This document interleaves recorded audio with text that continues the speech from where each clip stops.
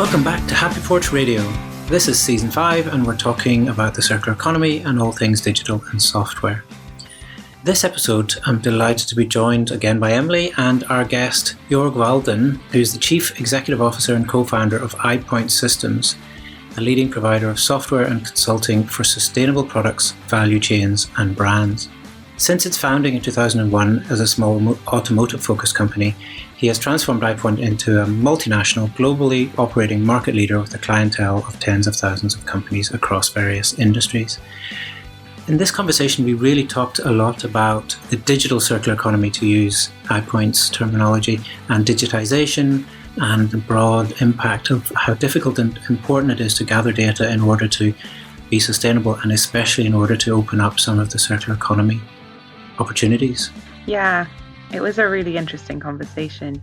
Joerg's experience and kind of depth of knowledge is really clear. He mentioned from the outset that he's been doing this for 20 years and obviously a lot has changed in the industry and in the world in the past 20 years. So kind of get his perspective on how things are developing and how things can potentially move forward with data and technology as a tool for that was really interesting.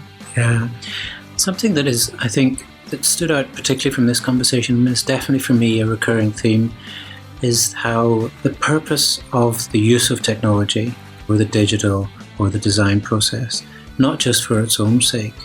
And I think that's something that within the sort of digital sector or technology software sector is something that I feel is often missing. It's like we get obsessed with the tools rather than the reason what the work we're trying to do with those tools. And I thought in this conversation, Joerg made that really clear, talking about the challenges and things that are happening right now, but also some of the opportunities and the potential to plug some of these big gaps in data and understanding in order to have an impact, rather than just in order to have a cool data tool. Yeah, I think the thing that we've kind of touched on and not particularly said explicitly in many of our conversations is the fact that all these companies, all these solutions are run by human beings. You know, there's obviously the tech and the digital is there as a tool, but the inspiration for it and the motivation behind it comes from the humans that are involved, Joerg being one of them.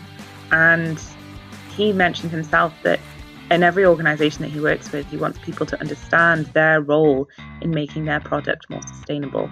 Every individual person understanding how they're part of this team, part of this process. And I think that that's a really powerful message in terms of the transition towards the circular economy. Yeah, exactly. And that's, I think, one of the things I really enjoy about the circular economy concept, or the language that the circular economy enables, is it kind of clarifies how and sort of clarifies the opportunities that open up whenever you have approach it with that kind of mindset. So, without any further ado, let's meet Joerg.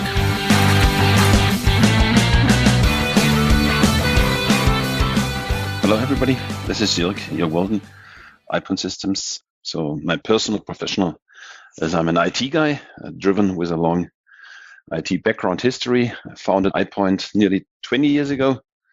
And the major focus about what we're doing is we're trying to generate transparency. We really try to use data IT systems to generate a better world, circularity, and improve material usage, energy usage around production industries. And that's what we're doing the last 20 years, and that's what we want to do the next 20 years. So happy to be here, happy to answer your questions and drive into technology. Excellent. Yeah, wonderful. Thank you so much for joining us. This whole season, as you know and as the listener knows, is about circular economy and digital and software in the circular economy. So I was really keen to speak to yourselves about the work that you're doing. To sort of help set that up, I wonder, so there's an excellent page on your site which has some videos and some introduction stuff that I will make sure we link in the show notes. And it introduces the term digital circular economy. So maybe to start, you could tell us a little bit about what that means and what that means for iPoint Systems. Yeah, definitely. Yeah. I think, like I said, I'm a really IT-driven guy. So I was born in the really grown-up technology area in the last 20, 25, 30 years. Yeah. And what I learned is if we use IT systems in the right way and digitalization in the right way, I think we can learn a lot faster. We have a lot more access to data, to information, to knowledge.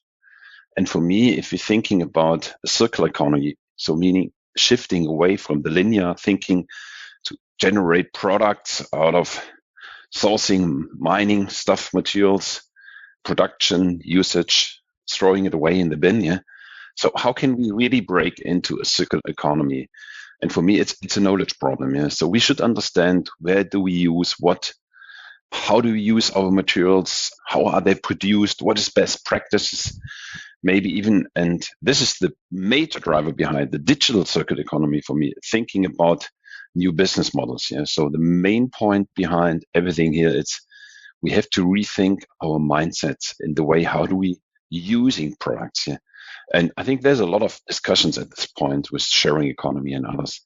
And for this, we need a lot of data. So digitalization of the total life cycle of materials, maybe multiple life cycles, multi-generation materials and things like this, is for me the major driver in the future if we want to shape a circular economy. Yeah, that makes complete sense. And I think what is definitely becoming a theme for us for this season is that how important or how this sort of process is a mindset shift rather than just a tactic or a technology that we just use and nothing else changes.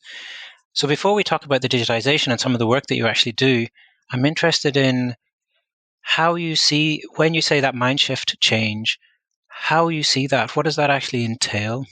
So I think it depends a little bit from the direction where you're coming from. Yeah. So I think if you start, it depends on the industry, what industries you are. I don't know, electronic industry, or like we heard, maybe even the iPhone and things like this. Yeah. So if you really think about innovations and how do we are producing products today, so lifetime of product, it's really shortened on the one side. Yeah. So we want to have every new iPhone, we want to have every new laptop. So on the one side, we are all consuming more and more products. That's clear. And industry is living from these highly innovative cycles. And this is also transferred from software technology into physical products on the ones. And if we see this, what does it mean at the end? If you really want to consume and you want to consume sustained, you have to think about what does it mean if we are using products so short, and what does it mean to the minerals, to the resources of the earth, to the energy consumption and things like this, and how can we improve this? This mindset shift in highly innovation and combining these highly innovation product cycles with not consuming natural resources for the high innovations, I think that's quite an interesting approach. And this is what we have to think about.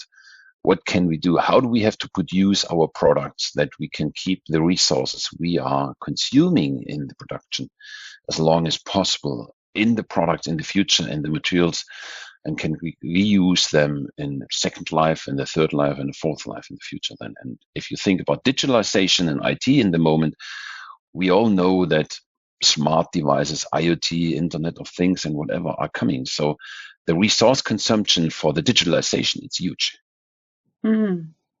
Yeah, I think that's a really cool opportunity that you pointed to, that there's a lot of innovation that happens, but how do we do it in a way that's more ecologically sustainable and ecologically friendly?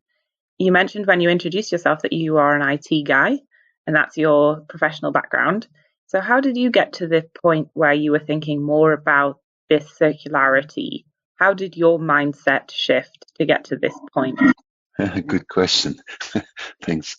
Yeah, so maybe a little bit more to my background. So I'm a how to call serial entrepreneur. Yeah, so even when I was studying quite a while ago, yeah, there was the first touch to production industries. I'm living in the area here of Stuttgart, and there's a lot of automotive and production industries. And we are really started at this point of time in the combination of internal IT infrastructure systems. So how could we learn from quality system, planning systems, all the different systems, what you typically have in your internal environment in one ecosystem of an organization? Yeah.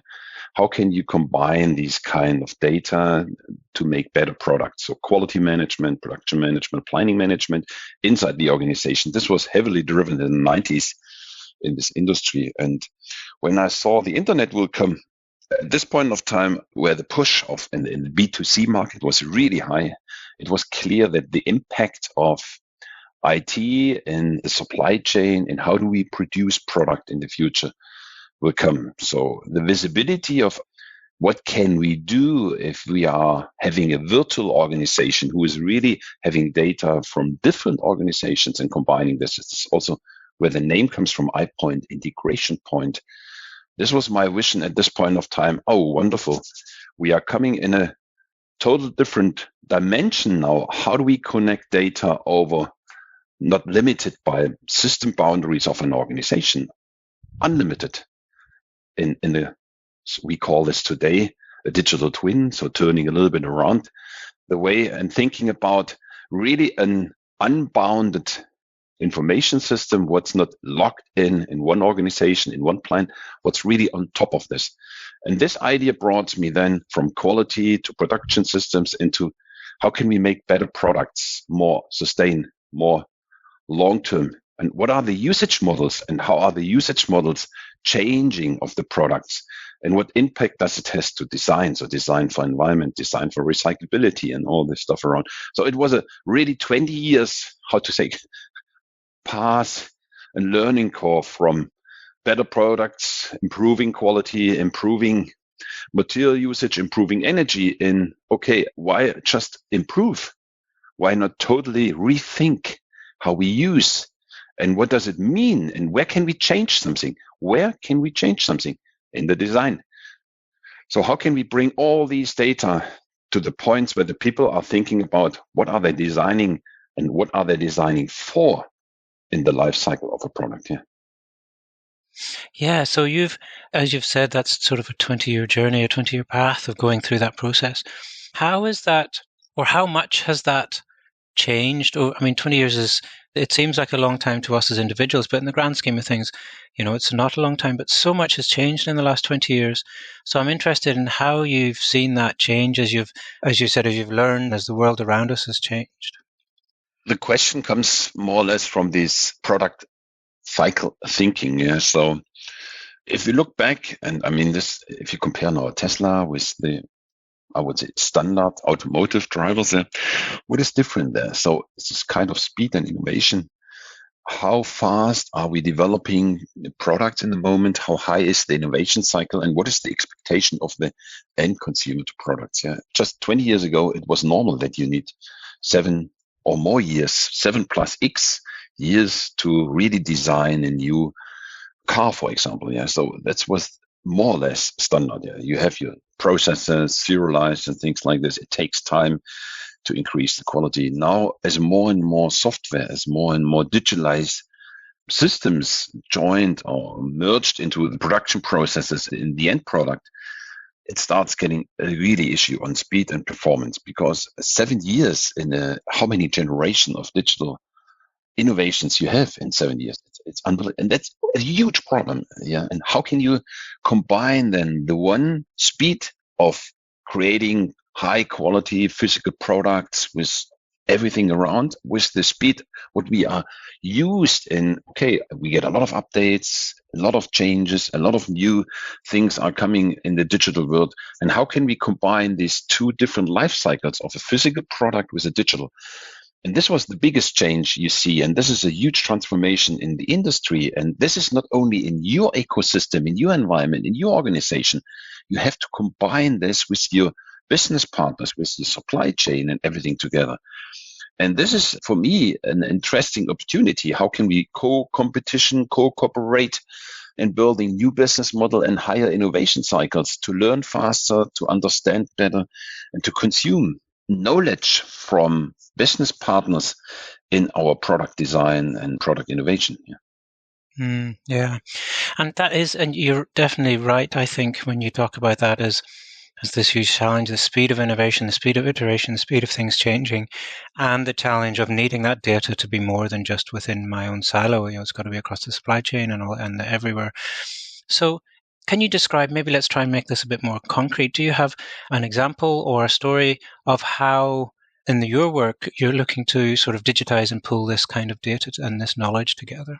Yeah, so I think if you look back in the history where we originally started, for example, so we really started in getting more or less material information about complex products together. Yeah. So how can you measure what's in your product? What are you using? So how toxic is the product? Is it allowed to use it in a whatever different scenario or in a different region? Things like this. So it was really the chemical composition, more or less, what we tried to analyze, what we tried to check against multiple regulations in the world. So this was one silo, and it's still, if you look in the organization, it's heavily siloed. Yeah. And then more and more, the people are started thinking about, okay, now we have chemical compositions of products, and that's our one. But then they identified, oh, wait, if you have something in the plant, that's typically the environment, health, and safety area, where you're looking about your security, safety, workers, instructions, chemicals you use in the production. So then we learned, oh, wait, the chemical production is not so independent, because at the end, if you have a cleaner who is forbidden potentially, you cannot produce your product anymore. So the impact of environment, health, and safety to compliance was clear, and we are started combining this data and showing the impact on multiple levels, and not only on the end product, also combined in maybe chemical risks in the production. And the next step was then, wait, now everybody thinks about carbon neutrality. Everybody starts thinking about energy and things like this. So typically you have a totally independent department of sustainability, and they are looking about water usage, energy usage, and things like this, material usage. That's it, independently from the product. But now today, if you want to have a carbon neutral product, you cannot start to do this independent. So you also have to combine this energy related information to the product. So another dimension in this. So really moving from step by step into silo driven domains. And this is, I think, maybe historical driven by system providers, by departments.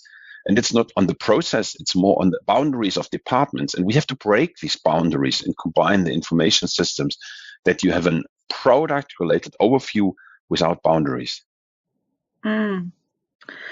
Yeah, breaking silos and pulling everyone together is notoriously a challenging task in any industry. And you've talked a lot about all the kind of different kinds of data that have to come together, and the challenges behind digital twinning and kind of tracking the digital life cycle of materials. From a practical standpoint, as coming from my perspective of not understanding too much about the technical side of this data collection, how does it work in terms of initially getting these materials into this data system? Is there a lot of kind of manual data collection that has to go on? And how does that look for your working with the customer, and how do you set it up with the client? What's the kind of practical steps to get there? I think you hit it the right point here. Yeah. So getting the data is still tough. Yeah. On the one side, you have a lot of discussions about intellectual property, security. And as you know, we are talking in a really early stage of a development of a product, or that's a high risk area. If somebody knows what you're doing and getting this information, you're losing your competitive advantage here. So it's a higher risk area of data out of multiple levels here. And a good point. So typically what you do is we are connecting to design technical systems like PLM, PDM systems, engineering systems, and things like this, where you have a first idea, a draft idea of a product, where you have some potential taking overs from the last version, or maybe some usage of materials and things like this. And you're starting then getting information out of multiple channels. Yes. How do you collect? So we have a so-called CARE concept: collect, connect, analyze, report, and involve. So how do you collect and connect information systems, data systems out of your supply chain on the one side, but also internal system, where you're trying to load material composition information as much as possible. Yeah. So you still will miss something, because also the material engineering area, it's heavily increasing. Yeah. So they are designing new materials faster than you can think about. Yeah. And compound materials and things like this. So on the one side, you try to get out for standard materials, maybe out of libraries, out of your supply chain. You're trying to get some information. Some of the information comes from testing centers. So the TIC industry, testing, inspection, and collection of data, it's also heavily aggregating data and giving you some information. And this is where you are starting connecting the different data points then into, I would say, a full representative composition of your product, of your design. And as more data points as you get, as better you can understand your dependencies and your risks on special materials, on special usages and special compositions here. Yeah.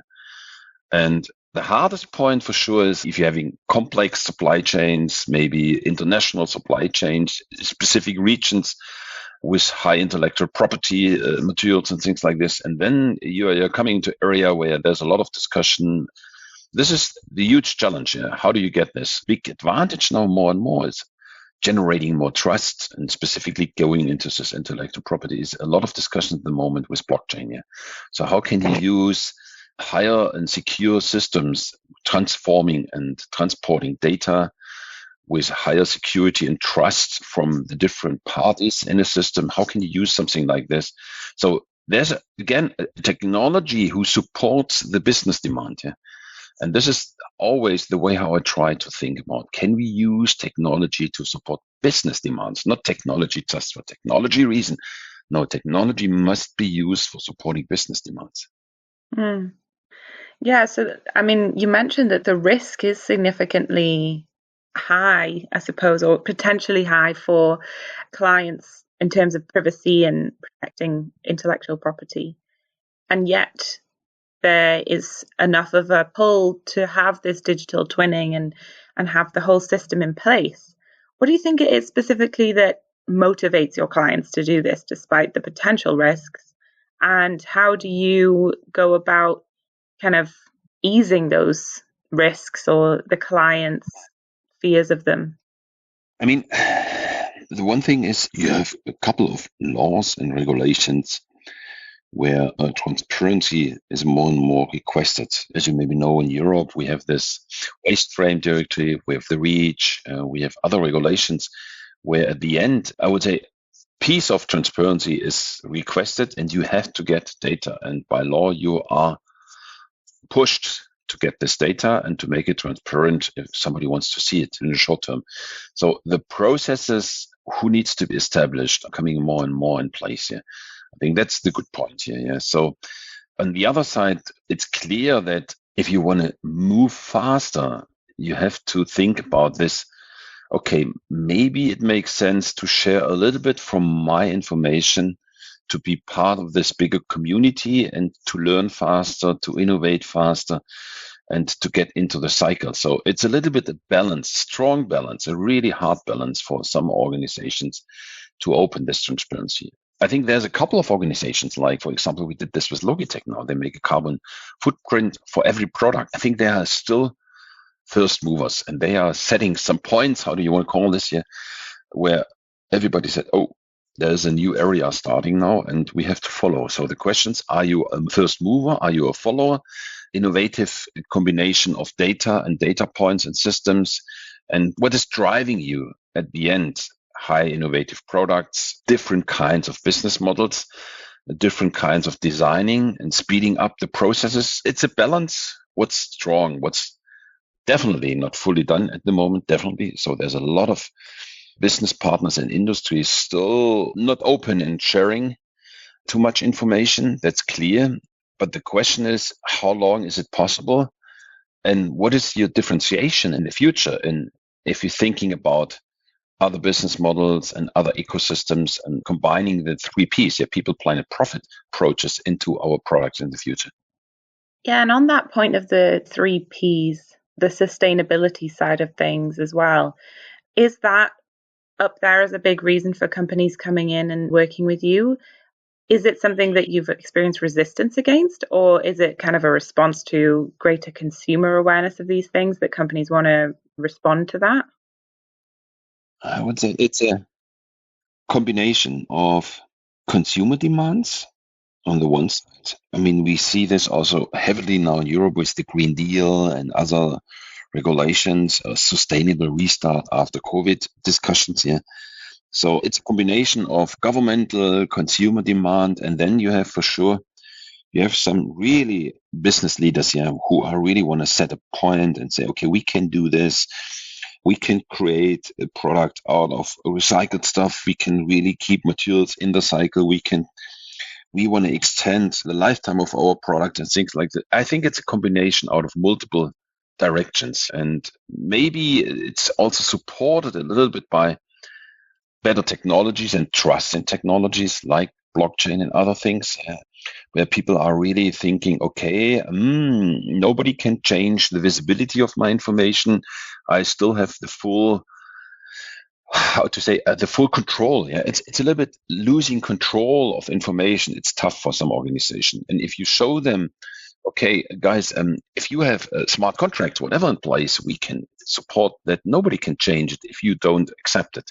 Nobody can make bugs in software that the visibility is changed and things like this. So giving them a trusted infrastructure, giving them a trust system helps them also jumping over this barrier of losing control. Yeah, I think that's a really good point, that it is difficult for a lot of, especially I think bigger businesses, to consider the idea that it's okay, it's acceptable, it's even maybe advisable to let some of this information out into the world. And we certainly seem to be shifting really dramatically away from a protection of all data to more of an open sharing kind of idea, which I think is a bit of a shift within this mindset that we've been talking about and towards this transition of a circular economy. As you mentioned, in order to kind of progress faster and faster, sometimes it's the best idea is to share what you've got with other people and look at what they are doing and kind of integrate things together, which goes against the traditional capitalist competitive mindset, I think. And interesting that you mentioned as well how digital technologies have a part in that, and how better technology is becoming much more trustworthy in order to share this information in a way that does make organizations more comfortable. That's really interesting. Yeah, it's a co-competition model. Yes. How can you really on the one side, and I mean, we see this in multiple areas. Again, automotive industry, I think, look at the challenges they have today. That's huge. Even for the largest one side, you have to discuss, okay, what are you using in the future? Are we diesel? Are we using gasoline? Are we using hybrid? Are we using electric? Are we using hydrogen?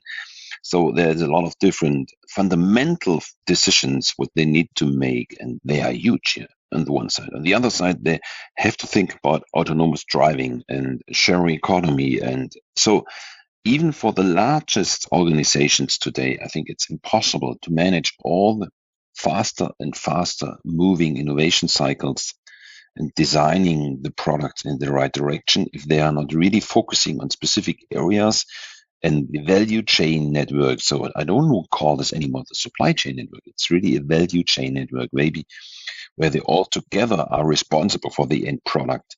That's another dimension, yeah. It's another dimension, maybe even another kind of organization in the future. How we are working together, when we are all maybe with the full risk getting our payments. Yeah, if you think about a model where we are responsible for the product and just at the end of the design of the product or the end of the shipment of the product, everybody gets paid, maybe with a blockchain, whatever. Yeah. So the risk and the model and the structure, it's totally different. I think this comes more and more into this digital generation Z or Y, who gets more responsive now in the industry too. So the mindset on the one side, the technology on the other side, the need from the end consumer, the government, all these combinations together gives us a mix of rethinking how we building products and what kind of information we need in what way forward. Yeah, we cannot produce 20 years the same kind of style of product. So it's absolutely impossible. Yeah. And I think that interesting thing there, that kind of ties it back to something you said earlier about, well, the mindset, but also about changing business models, which is obviously a big part of circular economy conversations. I think what you were saying there is that having that data or that visibility or that knowledge on top of the technology or in the technology, were you saying that that's sort of enabling or allowing different business models and different approaches? Not even allowing it, maybe even only enabling. Yeah. So if you look about now, for example, I think I'm always using this wonderful example of Philips and the airport of Amsterdam. So think about a company like Philips building lamps. Yeah. So what processes do you need to have and what understanding do you need? So you're creating your lamps, you're having your sales force just pushing, more. I make a lot of money if I'm selling a lot of lamps. Wonderful. Now think about, wait, we are not selling lamps anymore. We are selling light. What does it mean? You really want to produce more? Definitely not, because you have to spend more resources in getting the same output. So if you just get the money for the responsibility of the output, you start totally, we have to recycle this. We have to think about energy, what we're using. And, when should we change them? There's a new technology. So you have to balance, when do you substitute, what resources you have, maybe what can you reuse if you're getting them back out of the resources you have in there, out of the technology. So thinking about the total life cycle, of a product, it's quite a challenge. It's not easy. Yeah. And there's a big black hole, even most industries today, and this will change in the next 10 to 20 years. We don't have a lot of experience of how our products used today. Yeah. So normally you're selling your product, it's gone. You don't know if it's used, how often it's used, and things like this. Most of the industries really have no doubt how really often and whatever the products are used, they're selling in the market. Yeah. So, but if you're going in these connected devices and there's Internet of Things and the smart devices and smart connect, everything, it's more or less connected. Everything sends data to something. So the knowledge of how our products used, over-engineered, under-engineered, and where and what and whatever, this will change heavily with these digitalization of assets. Yeah. And as more assets are digitalized, as better we learn and as better we can improve the usage, maybe not selling products, just giving them away for usage. And I think this is really a combination of technology, what goes into the market, learning from technology and improving the usage. What starts a digital cycle then, and improvement cycle, and give us a lot more possibilities. What can we do and how can we use product more efficient and materials more efficient in the future? Yeah. And that ties into, again, to several of the other conversations we've had this season. So it's definitely a recurring theme and a really important thing that's happening right now, but also the point you made about the aspirational, like this big black hole of knowledge that needs and is getting filled.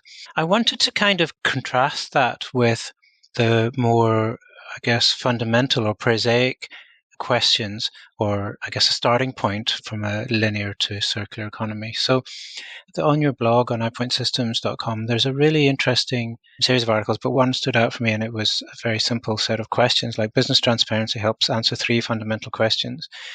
Do you know what's in your product? Do you know your suppliers? And do you know your direct and indirect impact? And it seems to me that what you were just talking about there, and having this ability to rethink the way that, instead of selling lamps, we're actually selling light, or the equivalents in other sectors. But even kind of the journey from, I don't know anything about my supply chain. There's all these horror stories, and particularly in the fashion industry or textile industry, about things, horrendous disasters in places like Bangladesh, and then the brands who don't even know that is where, they don't know that they're contributing to that, and it's maybe 2 or 3 tiers down in the supply chain. So with the work that you're doing, how much do you see as kind of, businesses just trying to get a handle on what their current, just trying to understand their supply chain and answering those 3 questions, and how much is people who are kind of moving beyond that to thinking about their business models and these bigger aspirational mindset changes? Good question. I think we have a little bit, we call this a maturity model, where we're trying to explain our customers a little bit. We say, okay, the fundamental of everything, it's compliance. Yeah. So it's the basic, it's a ground floor. Yeah. So if you are not compliant, you cannot be sustained. Yeah. So it's impossible. Yeah. So the first thing is always, and then you see, I would say, a big split between, do the people just want compliance? I don't like compliance. No, go away. Okay, just do it. Hiring a service provider, managing this, done. So there's just a checking a box and pushing this forward, go, go, go, go.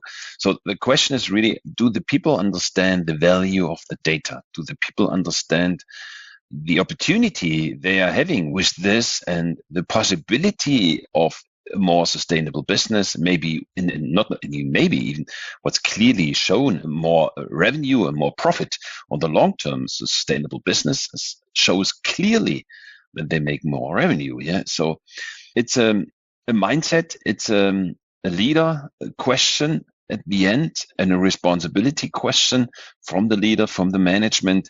How do they really see this, and how do they want to connect the dots inside their organization? What's the first tough step? Then you have maybe a sustainability officer and things like this, so he gets a little bit of budget, but that's also not the final goal.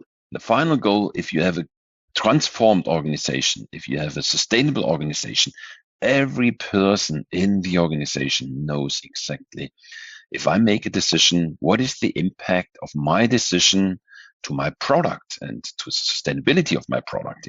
So I just can buy cheap materials in China or whatever. If energy costs and other things are extremely high, if transparency in the production plan, it's really uncertain, and things like this. So every person needs to understand in the organization where and how is their contribution to a sustainable product. And if you are there, then you reach the final goal. And then the organization is really fully understanding how they have to work together in creating sustainable products and what is the impact of their decision in the end product itself.